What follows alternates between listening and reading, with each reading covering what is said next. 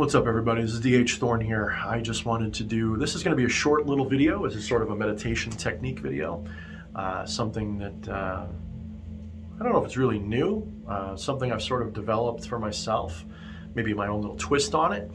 But this is probably a common meditation technique that people could learn, and I put a little unique spin on it. And so let's explore this. So this technique is really good for when you are trying to ground or cleanse yourself. Maybe you're having, lots of negative thinking. You've got a lot of attachments. Well, generally we want to get into a state, especially before ritual, where all of these negative attachments that are distracting us are released. And getting into a habitual practice of doing this, maybe every day if you can, but if you can't, that's fine, just as often as you can, is a good idea. Now, this technique works best with a few tools. You don't need a big elaborate temple like I've got here. You don't need a special dedicated ritual space, but it helps. So if you can go somewhere where you can be alone, maybe outside, if you can do that, would be great, especially if it's somewhere private, someplace quiet so that you don't get disturbed would be ideal. So set up your mood however you like. Maybe you want to take a bath, or maybe you want to, and I hate to sound like some kind of love and light new age witch talk type of person, but take a bath, do something that calms you and relaxes you, and get into a meditative posture. Sit in a chair, sit on a cushion, lay on the ground for a little bit, something. Don't go to sleep though. But get yourself calm and relaxed, ground yourself physically, and get yourself, you can do this with different tools. I use a singing bowl for this because they tend to have the best resonance. They last the longest when you hit them. But you could use things like a tuning fork. You could use a bell. You could even theoretically use a recording, although I think recording is a little harder, and you'll understand why in a minute. So what I do is I set this up. For me, I'm going to have it set in front of me, and I'll put this back on the ground, but I just put it there for a minute so it's an easy reach. And I set it up in front of me so it's an easy reach of myself, so that when I'm doing this, I don't have to grab it and hold it. I don't really want to hold this. Instead, I want this to be something that I can strike and then ignore for a moment, and not deal with. Because you really want, you'll notice like a good singing bowl, when you hit it,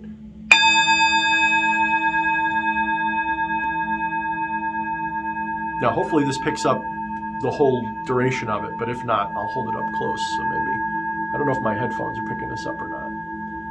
You can still hear it, it's still going. That's a good, 30 seconds at least. And these will last up to a minute, especially if you're in really still, calm environments where there's not a lot of sound. This is still resonating, it's still going. And that's part of the charm of a singing bowl, is it's a nice long bing, and it can last a minute or more.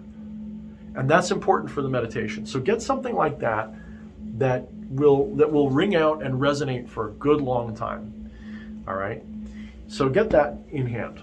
Once you've got that, get in your comfortable position, place it so that it's really easy to reach. I'll show you again, really easy to reach. So I have this so that all I gotta do is reach out and just tap it when I need to. I don't want to make this so that I've got to struggle to pick it up, hold it, find it, none of that. I want this to be as simple to do as possible. Okay, so I assume a meditative posture, whatever that means for you. And then I begin to think about the thing, the problem, the people, the concern, the issues that I'm having. And I focus on that really strongly. And I really, really, really, I'll visualize it fully and completely. I try to bring the emotion forward, not just a thought. I don't want to just be thinking about whatever.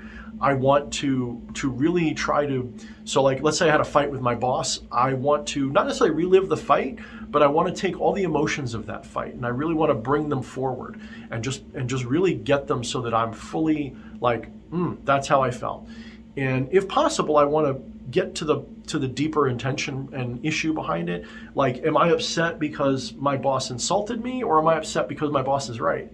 You know what I mean? So try to find what the real root of your discomfort and suffering is. What is it about it that's actually causing you to be distracted?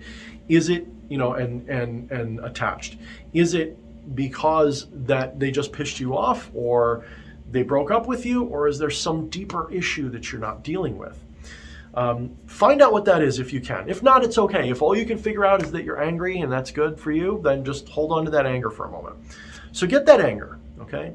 This is a really simple technique. You can make this more complicated or less.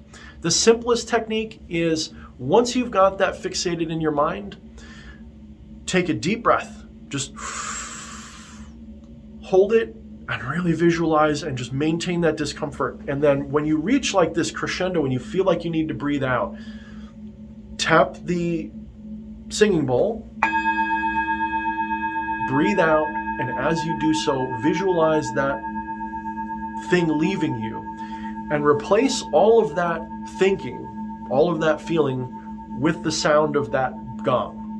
You can close your eyes, you can keep it open, but replace all of that. Just focus on that and try to sit with it so that you only hear the gong and you're trying to hear it fade out. And it's really easier to do that if your mind is clear. So let go of the bullshit and just focus on that sound. If it doesn't work, do it again. And just keep doing this until you can reach a state where you can just peacefully and calmly listen to the bowl ring clear.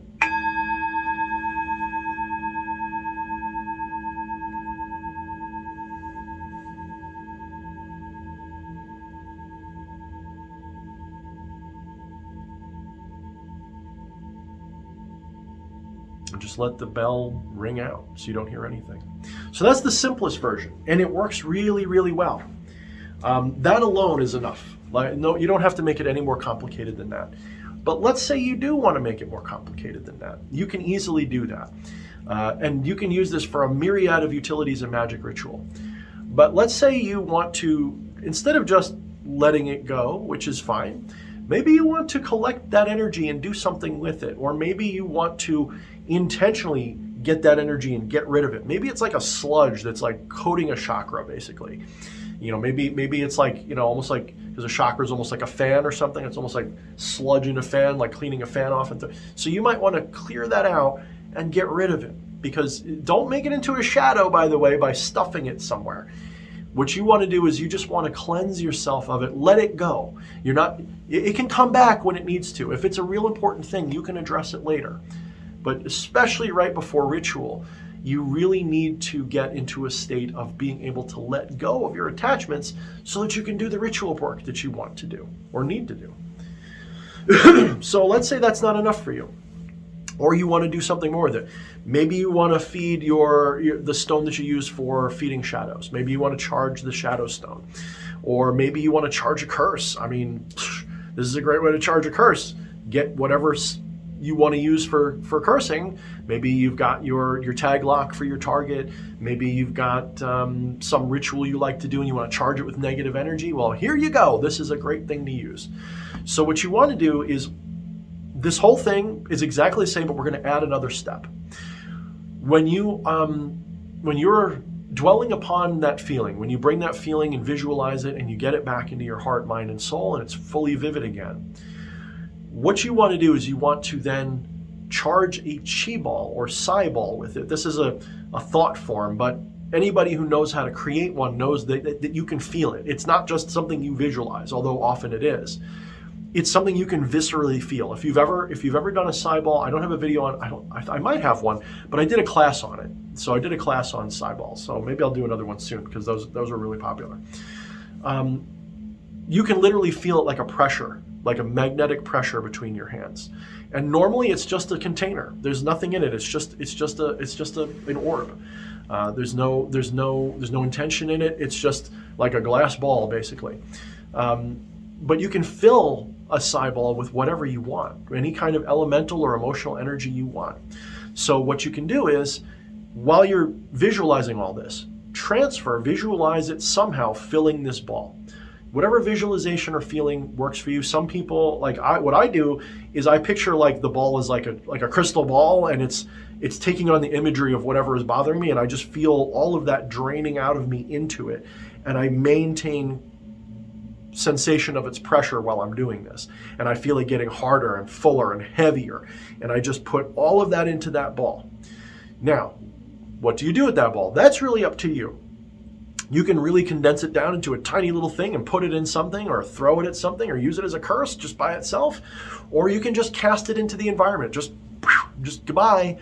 Send it in a direction that is, you know, preferably to the west. You usually want to, when you're getting rid of stuff, you want to send it to the west, right? That's a very old symbol. It's not, the west isn't magical. It's just in your mental space. Everyone understands symbolically the west is things going away because that's where the sun sets.